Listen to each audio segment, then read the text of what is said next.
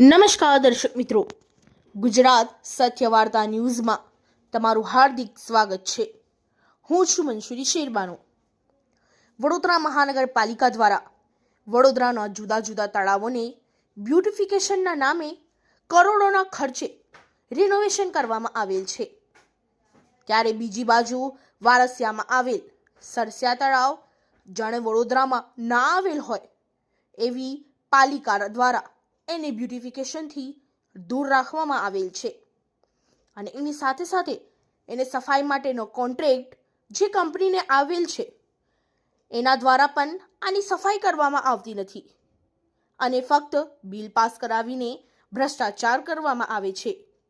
ત્યારે યુથ કોંગ્રેસ પ્રમુખ પવન ગુપ્તાએ આ સમગ્ર મામલો પરસ્પર લાવી તળાવનું જલ્દીથી બ્યુટિફિકેશન થાય અને આના કોન્ટેક્ટને બરતરફ કરવામાં આવે એવી માંગ કરવામાં આવેલ હતી.